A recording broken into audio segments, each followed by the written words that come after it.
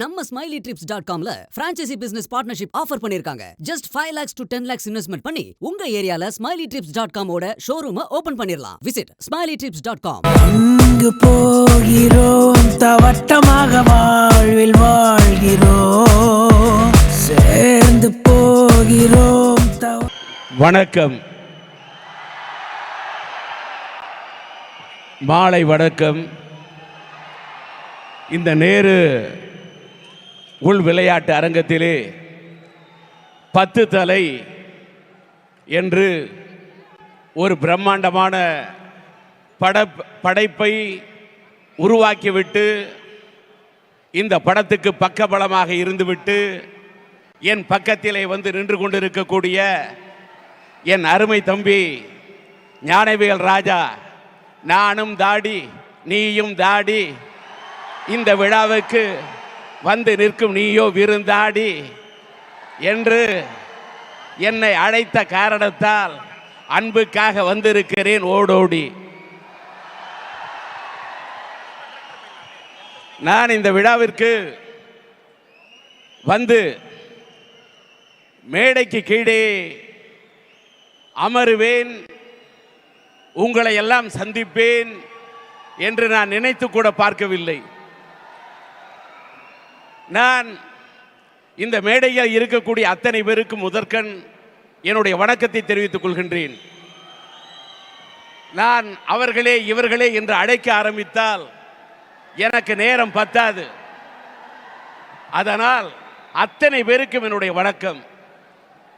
இந்த விழாவிலே நான் கலந்து கொள்ள வேண்டும் என்று நான் விரும்பி வரவில்லை. நான் அமெரிக்கா சென்று என்னுடைய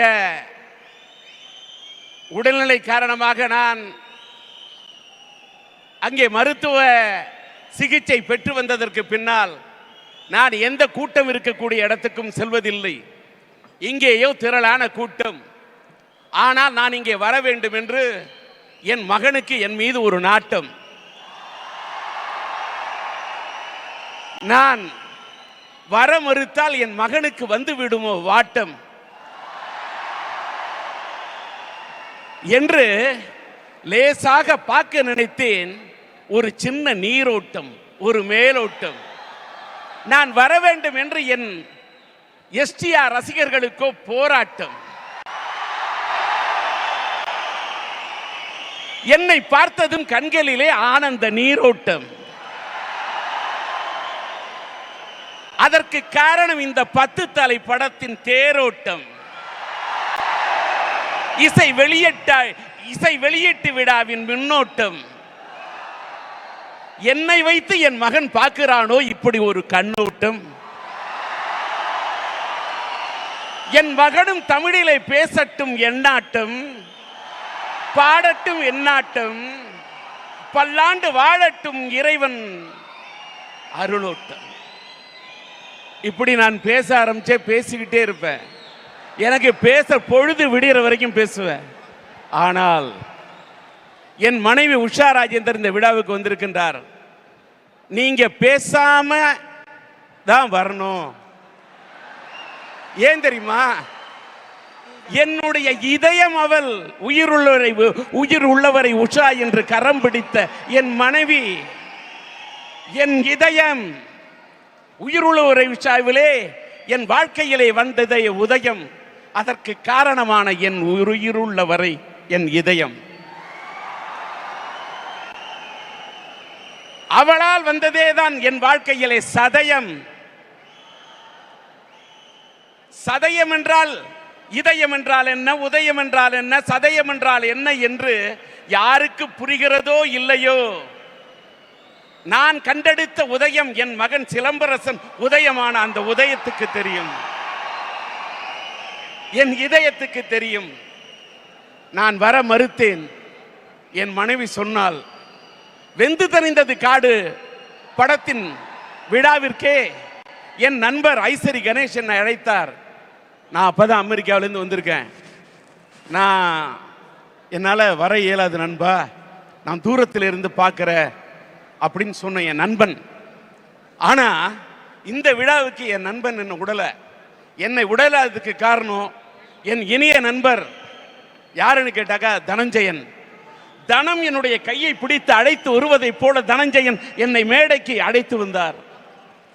அவர் என்னை கூப்பிட்டது, எல்லாத்துக்கும் மேல என்னை கூப்பிட்டதுக்கு நான் வந்ததுக்கு காரணம், இந்த இசை வெளியீட்டு விழாவிலே இந்த மண்ணிலே பிறந்து தமிழ்நாட்டிலிருந்து ஆஸ்கர் வரை சென்று இந்த மண்ணின், இந்த தமிழ் மண்ணின் பெருமையை, இந்த இந்திய நாட்டின் பெருமையை மதங்களுக்கெல்லாம் அப்பாற்பட்டு, மதத்தை பார்க்காமல், நான் மதங்களை பார்ப்பவன் அல்ல, நான் மனங்களை பார்ப்பவன், நான் இனங்களை பார்ப்பவன் அல்ல, இதயங்களை பார்ப்பவன், நான் நிறங்களை பார்ப்பவன் அல்ல, நெஞ்சங்களை பார்ப்பவன்.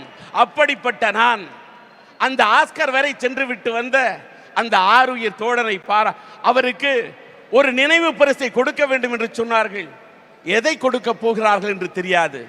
என் நினைவையே கொடுப்போமா, அவர் வாழ்க்கையிலே கண்ட கனவை கொடுப்போமா, இல்லை என் மகனோடு அவருக்குள்ள உறவை கொடுப்போமா, இல்லை இந்த இதய கனவை.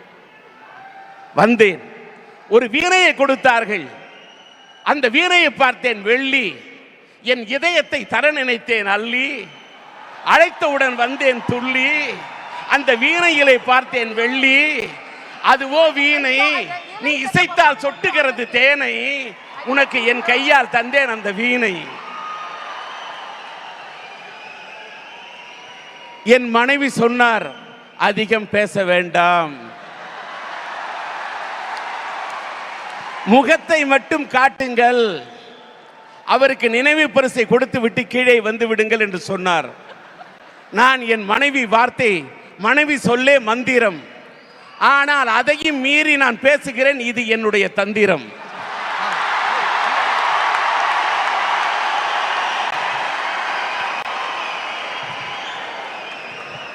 இப்படியெல்லாம் பேச வேண்டும் என்று எனக்கு சொல்லி தந்தது என் மகன் சொல்லி தந்த தாரக மந்திரம்.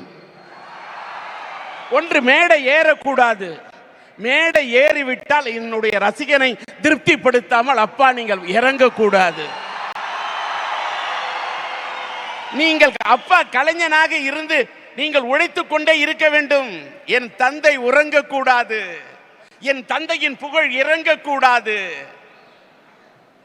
என் தந்தைக்கு இருப்பது கம்பீரம், என் தந்தையின் கம்பீரம், அதை வைத்துத்தான் என் வீரம் என்று என் மகன் ஊட்டிய உரம். அதனால் தான் அமெரிக்கா போயிட்டு நான் இன்னைக்கு வந்து நிக்கிறேன்னா அதுக்கு காரணம் என் மகன், நான் ஈன்றெடுத்த மகன். அவனுக்காக வராம வேற யாருக்கா இந்த உலகத்தில் நான் வருவேன்?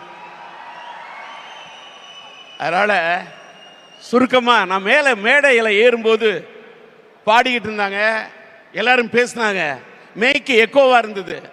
இந்த மெய்க்கில் நான் பேச மாட்டேன் அப்படின்னு என் மனைவிட்ட சொல்லிட்டு வந்தேன். ஆனா மெய்க்கே நான் இப்ப பேச வச்சுட்டேன். எனக்கு மைக்க பிடிக்குமா, மைக்குக்கு என்ன பிடிக்குமா தெரியாது. இப்ப நான் வந்தவனு மைக்க பேசுது. இந்த விழாவில் நான் வந்து என் மகனோடு இணைந்து நடித்த என் இனிய நண்பர் கார்த்திக்கோட மகன் கௌதம் கார்த்திகே எனக்கு பிடிக்கும். இந்த படத்தில் நடித்திருக்கக்கூடிய, இணைந்து நடித்திருக்கக்கூடிய கௌதம் மேனன் கதாநாயகன். அவர் இந்த கதாநாயகனோடு இணைந்து நடித்திருக்கக்கூடிய இயக்குனர் கௌதம் மேனன், அவர் நண்பர், அவருக்கு வாழ்த்து. அந்த அம்மா கதாநாயகிக்கு வாழ்த்து. இந்த படத்தின் இசையமைப்பாளர் நம்முடைய இனிய நண்பர் ஏ ரகுமானுக்கு என்னுடைய வாழ்த்து. என்னுடைய தயாரிப்பாளர் ஞானவேல் ராஜாவுக்கு என்னுடைய வாழ்த்துக்கள். எல்லாத்துக்கும் மேலே இந்த படத்தில் பணியாற்றின அத்தனை தொழில்நுட்ப கலைஞர்களுக்கும், நடிகர்களுக்கும், நடிகைகளுக்கும், அத்தனை நட்சத்திரங்களுக்கும், எல்லோருக்கும், இந்த விழாவை சிறப்பிப்பதற்காக இங்கே வந்திருக்கக்கூடிய ஊடகத்துறைக்கும், எல்லாத்துக்கும் மேலாக இதற்கெல்லாம் மகுடம் வைத்தார் போல என்னுடைய மனைவி முன்னின்று, தம்பி உடையான் படைக்கு அஞ்சான் என்று சொல்வார்களே, சிம்பு ரசிகர் மன்றத்தின் தலைவராக இருக்கக்கூடிய என் தம்பி வாசுவின் அழைப்புக்கு ஏற்று என்னுடைய மகன் சிலம்பரசனின் முகத்தை பார்க்க, அகத்தை பார்க்க, அந்த 10 தலையை பார்க்க ஓடோடி வந்திருக்கக்கூடிய இந்த ரசிகர் மக்களுக்கெல்லாம் என்னுடைய வாழ்த்துக்கள். என்னன்னா, ஒன்றை மட்டும் சொல்லி முடிக்கிறேன். இந்த படத்தோட நிகழ்ச்சி என்ன?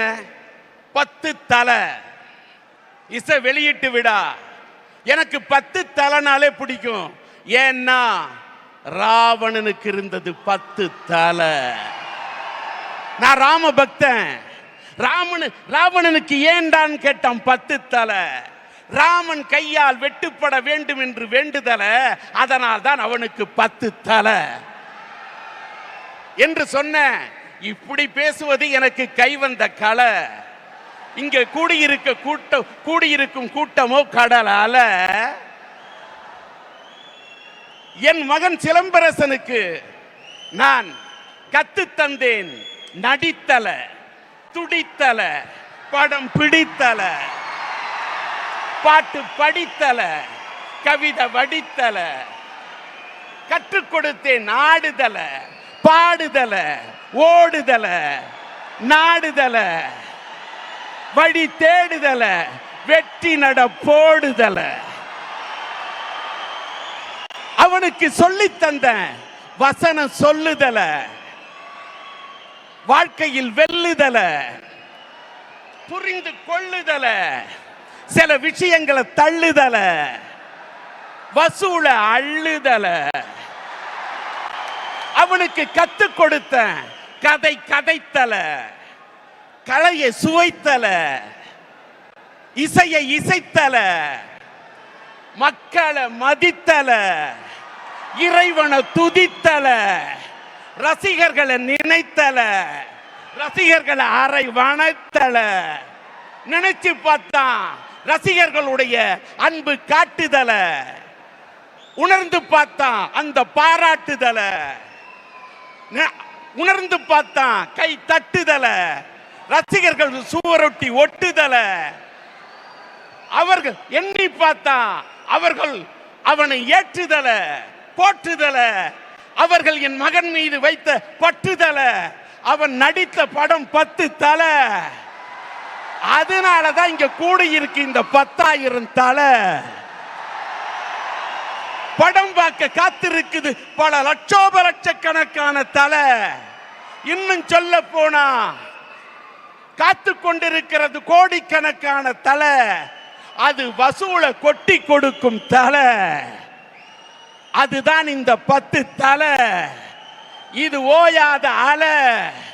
இந்த படத்தின் வெற்றியிலே இறைவன் அருளால், முருகன் அருளால் என் மகன் ஆக வேண்டும்.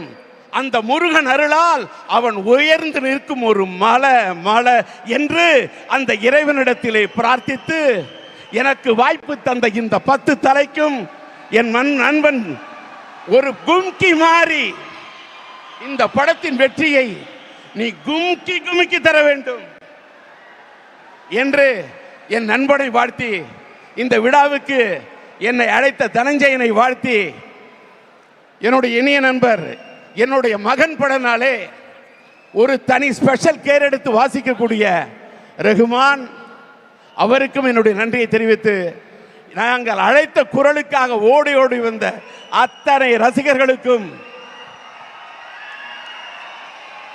நன்றி.